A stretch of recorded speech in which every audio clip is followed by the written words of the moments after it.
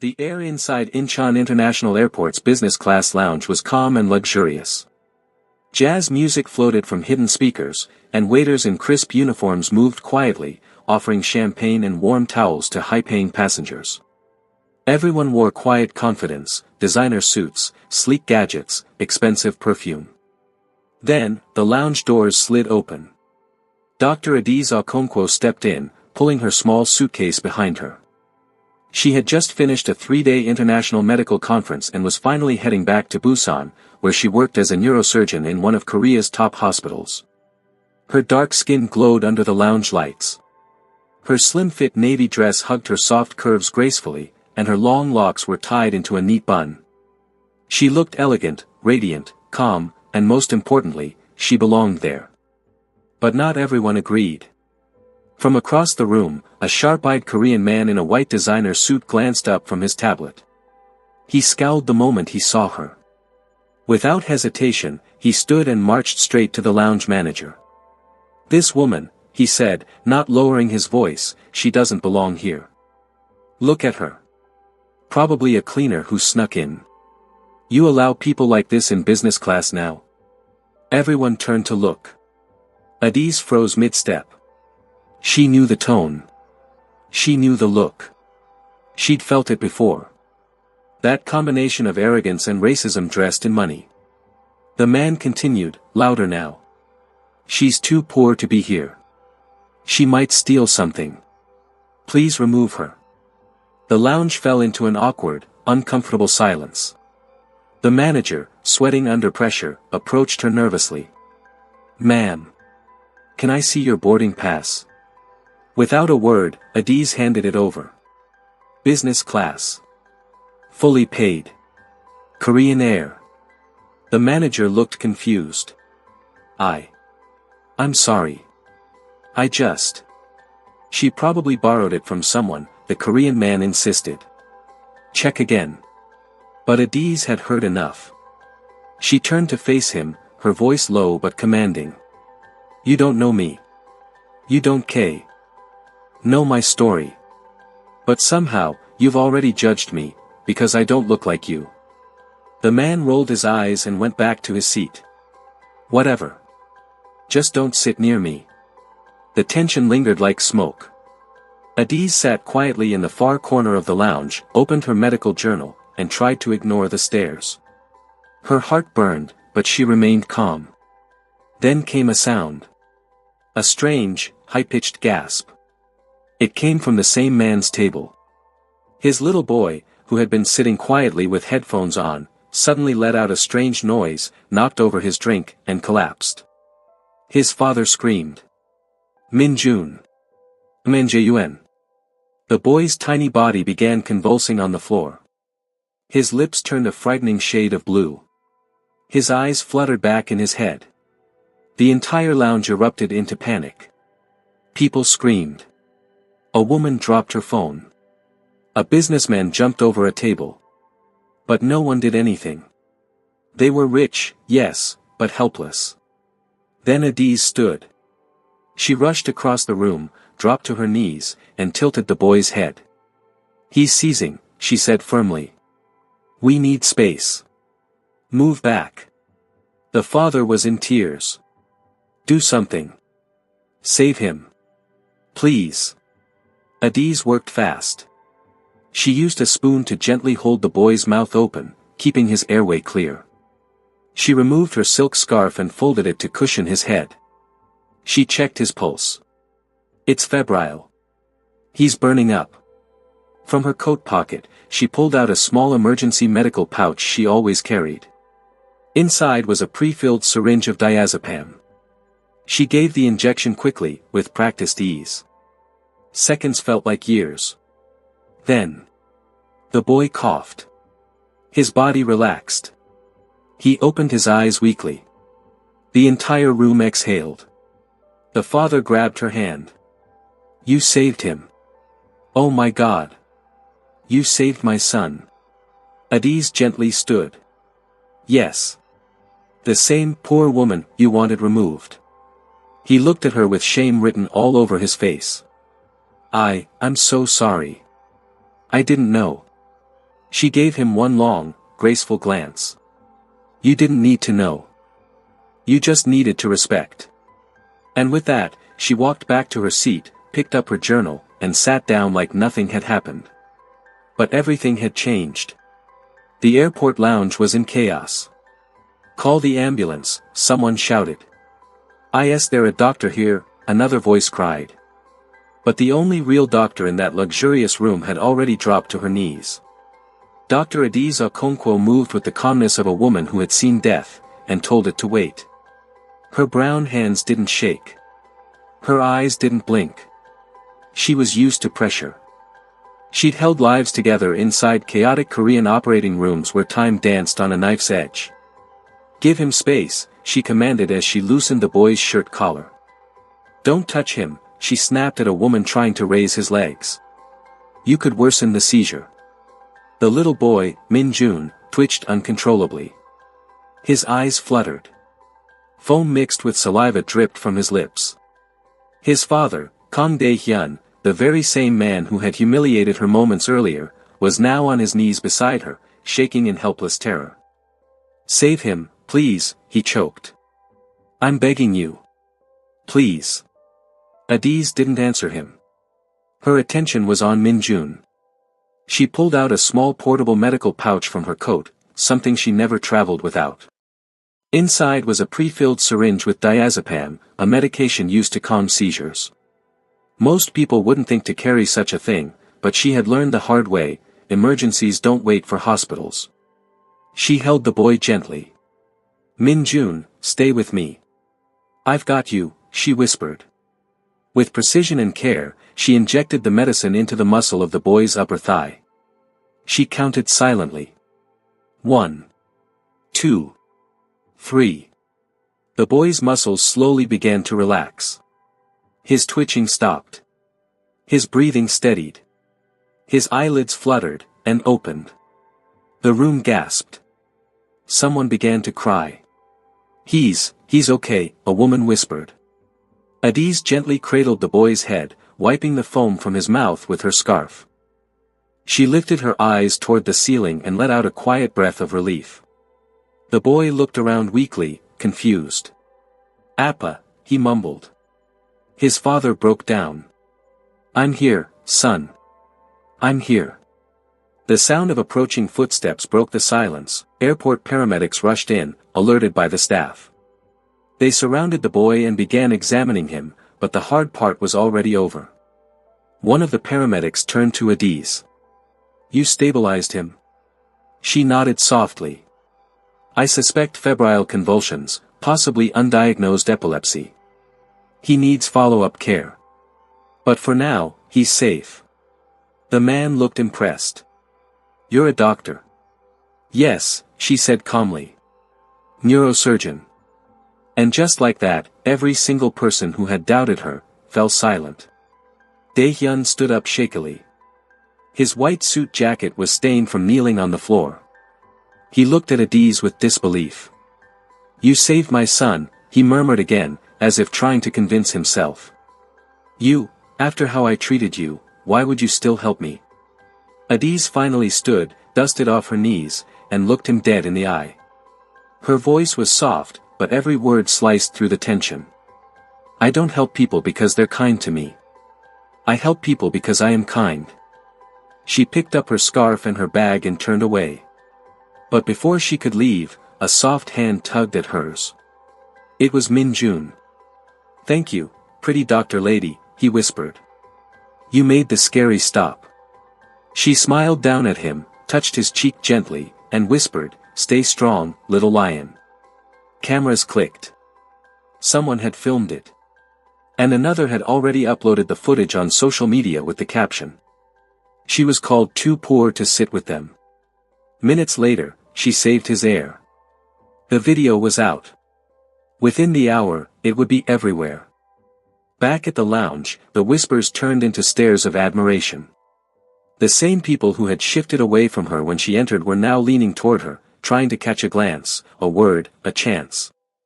The manager, flustered and ashamed, approached her again. Dr. Adiz. I'm so sorry for earlier. Please, let us upgrade you to first class, free of charge. She smiled politely. That's not necessary. I've already bought my seat. She walked past them all, held her head high, and settled once again in the business class lounge, not because they allowed her, but because she belonged. Somewhere in the back, Dae-hyun sat down slowly, holding his son close. His pride was broken, but something else had awakened in his heart, respect. The airport lounge wasn't the same anymore. Neither was the man who once called a black woman a thief.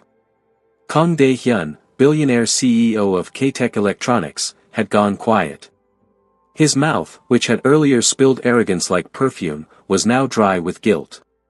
His once spotless white suit now had a tea stain on the lapel and a small child's handprint near the chest. He hadn't moved from his seat since the paramedics took Min-jun for a full checkup. The boy would be fine, they said. Adiz had likely saved his life by acting so quickly. But Dae-hyun couldn't get her words out of his head. I don't help people because they're kind to me. I help people because I am kind. A statement so simple, yet heavier than any deal he'd ever signed. He stood up, heart pounding, and asked the manager, "Where is she?" "She's still in the lounge, sir.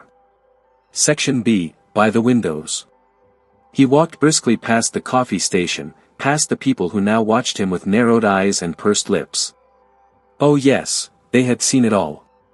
And now, he was the outsider.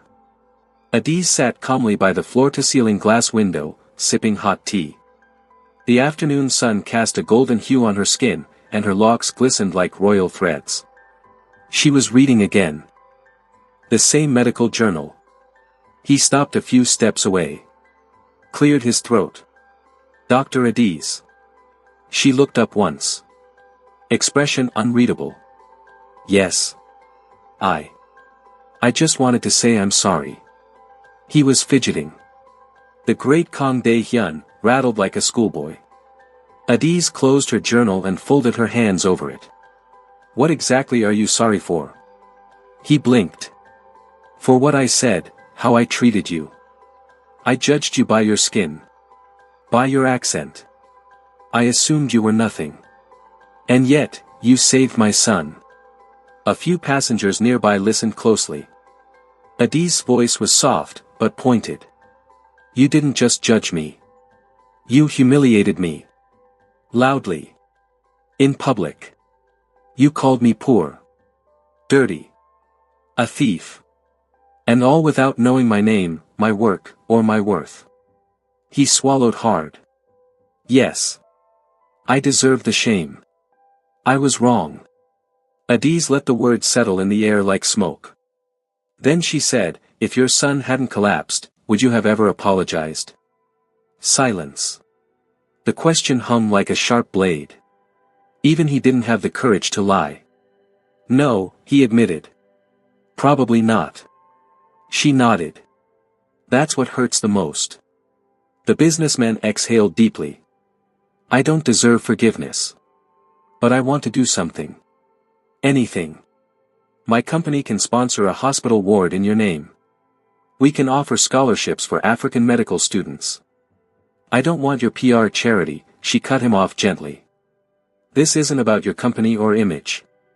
This is about who you are when no one is watching. About what you teach your son with your actions." He blinked quickly. "You're right. And I'm sorry for failing that test."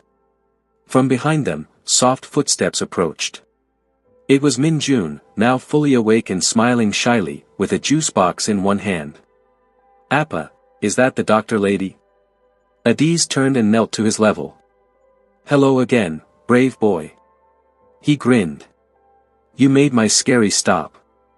My heart doesn't feel jumpy anymore." She giggled lightly. "That's because it's strong. Just like you." The boy pulled something from his tiny pocket, a folded piece of paper with a crayon drawing of a woman in a long coat with a crown on her head. "This is you," he said proudly. "You're like a queen doctor." Her eyes watered. "Thank you, Min-jun.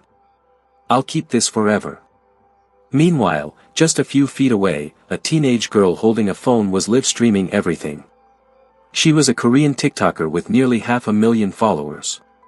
She whispered to her camera, "The billionaire who insulted the black woman just got schooled in public. And his son loves her.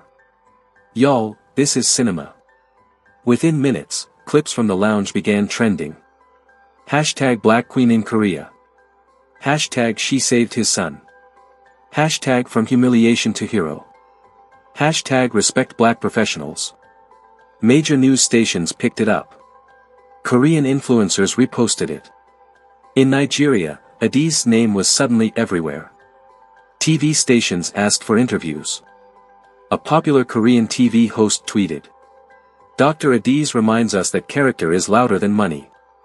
Later that evening, as she boarded her flight, Adiz received a private message from the Minister of Health in South Korea, inviting her for a formal dinner and award ceremony.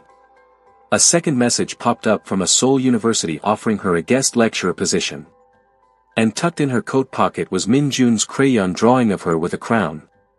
She smiled softly, whispered a prayer in Igbo under her breath, and leaned back in her seat. They tried to reduce her to nothing. But life reminded them that grace cannot be silenced. And that queens walk, even where they are unwelcome. 6 years later. Seoul was different now. And so was Kang Min-jun. He stood at the entrance of Seoul Central Medical University, dressed in a crisp white school uniform, with a bouquet of white lilies in one hand and a shy smile stretching across his now teenaged face. The once fragile little boy who had collapsed in a lounge was now tall, healthier, and stronger, with an obvious sparkle of purpose in his eyes.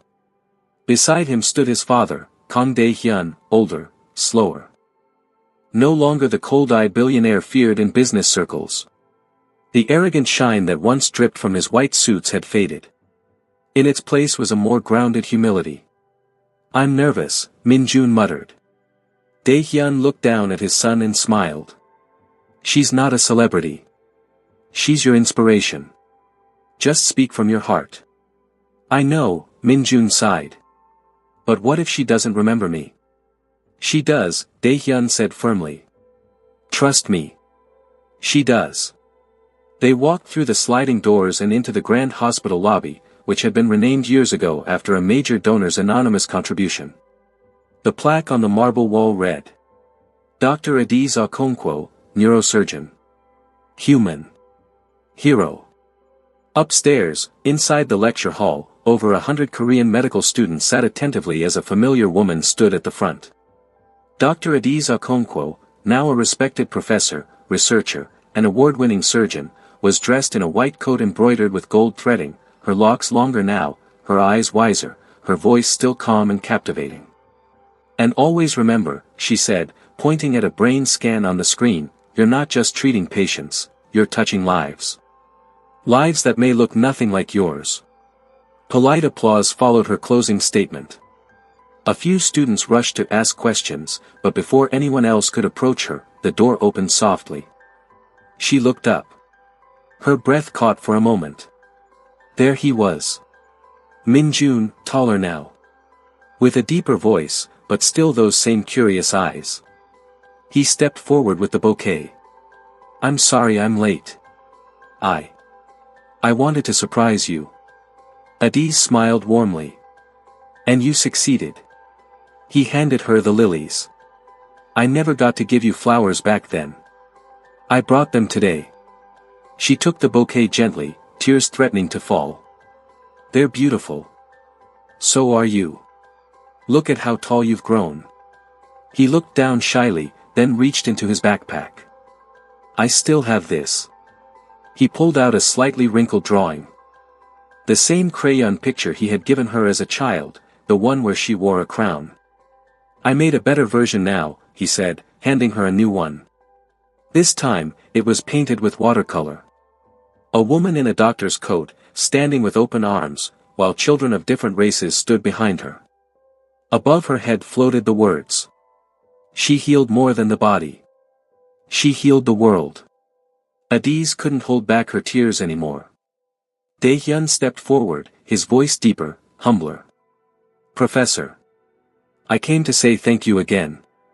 Not just for saving my son's life, but for saving mine too. I was a broken man, blind in pride and prejudice. You cracked my heart open that day. She nodded slowly, her voice gentle. Healing doesn't start in the hospital. It starts in how we treat people. He reached into his coat and pulled out a small velvet box. I know you don't care for recognition, he began, but this is a token, on behalf of my family, and the K-Tech Foundation. We've set up the ADIS Initiative, a full scholarship fund for African and Southeast Asian students who want to study medicine in Korea. In your name. Gasps filled the room. Students began clapping. But ADIS only blinked slowly, holding back her emotion. Then I pray the next generation will learn to see with their hearts, not with their skin. A month later, news of her story resurfaced in the media. An anniversary special aired on national TV titled, From Disgraced to Decorated, the Black Doctor Who Changed Korean Medicine. Clips from the original airport video were replayed. New interviews with students, patients, and staff flooded in. A little girl in Nigeria sent a letter saying, I want to be like Dr. ADIS one day. She looks like me. And she's a queen. One rainy evening, as ADIS walked into her quiet apartment in Busan, she noticed a package at her door. Inside was a framed article featuring her story, and underneath was a handwritten note. Dear Dr. ADIS. Because of you. I'm applying to medical school. The world is better with you in it. Min Jun. She sat on the couch, holding the note close. The lounge. The shame. The boy. The apology. Everything had come full circle. She smiled to herself and whispered, I was never too poor. They were just too blind. And outside, the rain fell softly, like a royal bow to the woman who walked with grace even in storms. Hello besties, this story teaches that never judge people by their appearance, race or background. True value is found in character, not status. Thank you so much for watching. Kindly like, subscribe and share.